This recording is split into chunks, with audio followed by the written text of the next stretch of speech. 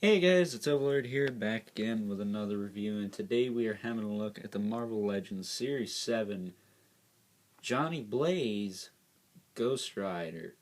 Now this is probably one of my, was one of my top 10 most anticipated figures to get a hold of, but now it's not, because he's here, right before your very eyes. Now I want to say something quick at the end of the video, so stay tuned and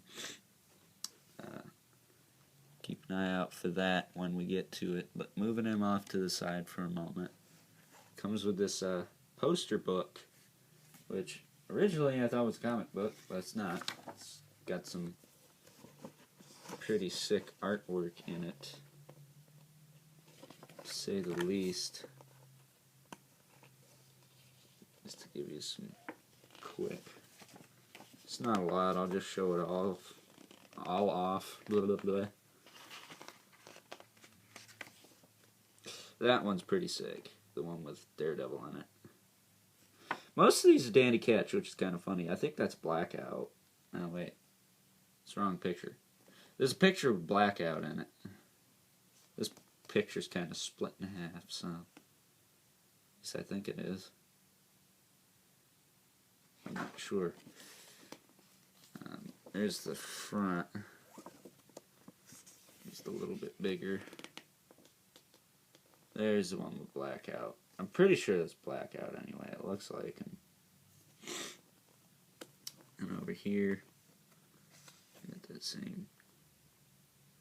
You know what? That might be the one that split. That's probably what that is. See, I knew it was split.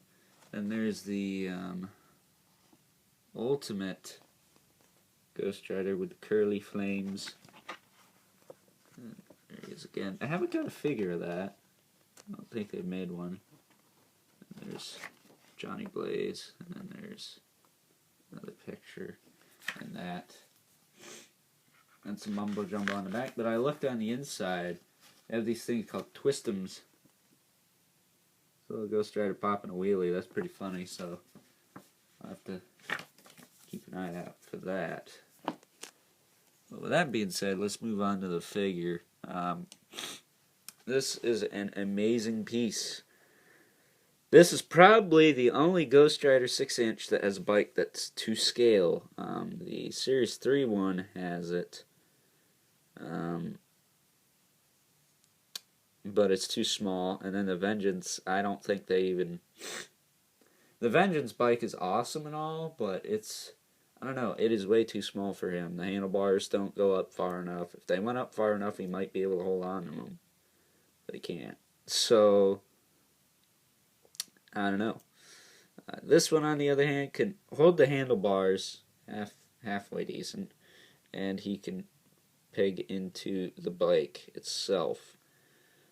This shield is removable, but I'm not going to take it off. You could clip it to his arm, actually. This is around, what was it, Marvel Champions, that he had a shield like this on his bike. But, you know what, whatever. It looks fine right there. So, I think what we're going to do is we're going to remove the figure. This is going to be somewhat raw, but I am going to have to edit it a little bit so I can get him back on the bike later. But we'll have a look at the figure first, so let's move the bike out of the way. Have a look at him. So Ghost Rider overall stands probably roughly a little over 6 inches to the top of the fire on his head. Yeah. But this one is roughly uh, a little bit under the new Marvel Legends scale, because I'll bring in the new Ghost Rider that we got last year, and then you'll be able to see that. But check this out. Get some light in there. Really can't. There you go. You can see one of them. If you close his jaw, that goes away. If you open it, pops out. Open and close. Open and close. That's pretty neat effect. I wish they could have done that with a new one, but you know, it's Hasbro. But articulation, I guess we'll just get right into that. His head rotates, and yeah, his jaw opens. He's got butterfly joints.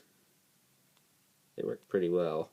They're pretty tight too because of this rubber overcoat on the torso, which does have a single click. And by single, I mean that's literally it. I don't think there is anymore. In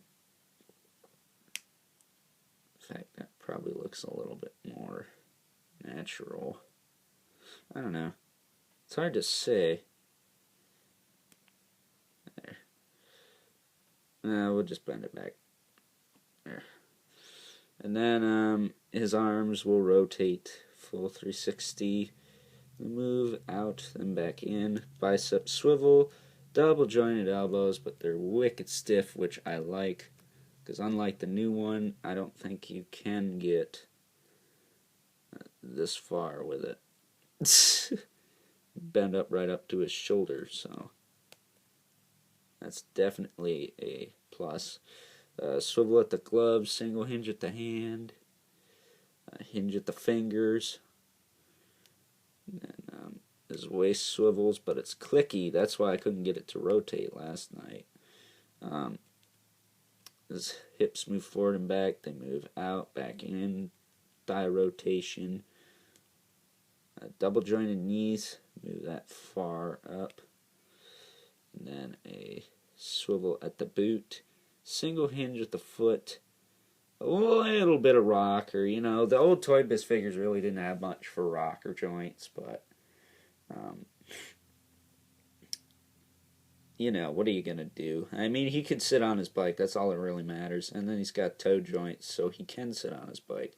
Now, for this, in this case, this is fine. I don't care for toe joints. I don't care for grippy joints, but you know, whatever. I've learned to work and deal with them as I've gotten more Toy Biz figures. You know, I got Man-Thing and all that jazz in the past, but you know, the toe joints, really, I call them another joint to get loose, but with this guy standing on a bike, or sitting on a bike, more or less, that's not that big of a problem. Now, here he is next to the comic, or the new Ghost Rider. This is probably the more comic accurate one, because his jumpsuit is a little bit, it's not this kind of black, this is a different kind of black. That almost looks blue, which is kind of how he was in the comics. And as you can see, he is almost a whole head taller than this Ghost Rider here. That's because this Ghost Rider's back a little bit. There we go. Still, he's still a little bit taller. But I'd say if you threw these two in a blender, don't do it literally, but if you threw them together, took the goods from both figures and left the bads in the compost, you'd probably have the perfect Johnny Blaze Ghost Rider figure that you could possibly have. Now, with that being said, it would probably most likely not have all this skeletal bits, even though that is awesome. And then this one would be removable at the neck and then have an interchangeable human head.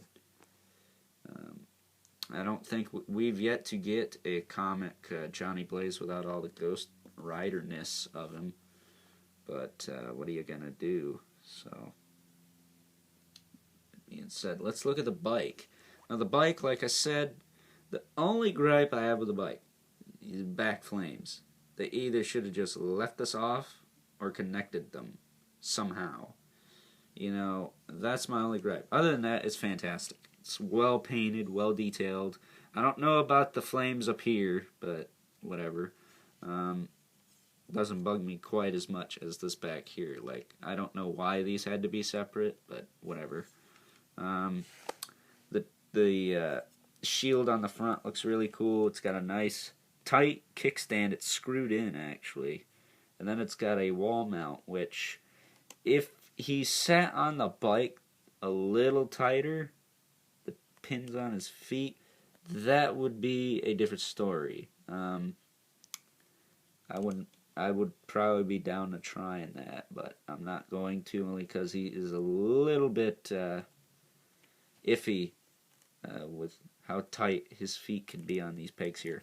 Now the bike does hinge a little bit forward and back, but it doesn't hinge too much. It's kind of a squeaky joint, so you don't want to do it too much. But it's kind of, it looks like a ball joint if you look in here. If you can see that right there. It's kind of like a ball joint.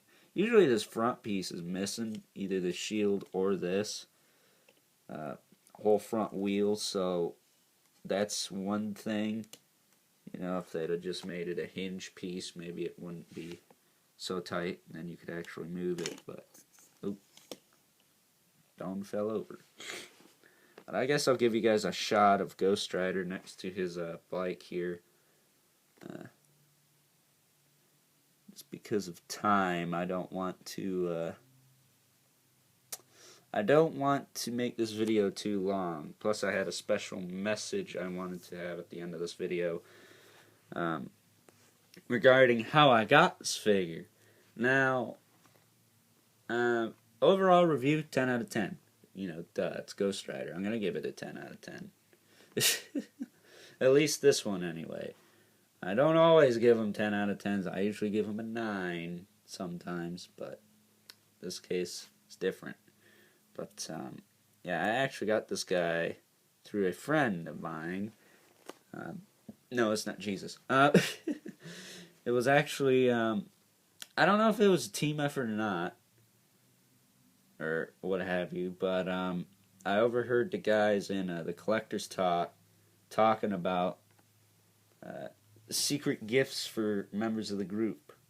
Obviously, I'm not going to spill those beans, but I thought I overheard some conversation regarding this figure. And it turns out yesterday I brought the garbage and recycling cans back in, and the mailman walked up. He's like, "I have a parcel for you." I'm like, "Okay." And he hands me this big box. I'm like, "What the hell?" My dad got a model this week that was in a huge box, but he didn't order anything since then, so I don't know what the deal is. Or I didn't know what the deal was. So, freaking, as soon as he opened it, I saw this figure in there. I was like, holy shit, they freaking did it. But, or he, more or less, because the man himself, most fascinating member of Collector's Talk, Count Stankus, got me this figure so I would finally quit my bitching about not having it. And I'll tell you why I bitched so bad about this thing before. People on eBay are freaking insane if they think I'm going to pay $40 to $50 for this. I'm a cheap ass. I learned from the best. Tasmania. Yes, Count Stankus, the man of many hookups, I'll say, hooked me up with this guy, and I just want to say thanks, man. I owe you one. I don't know what. I'm going to look for that Mercy on D&D mini, but I can't promise that. But I will try. I know Toy Nuts already is got everyone and their mom looking for it, but I will look for it as well.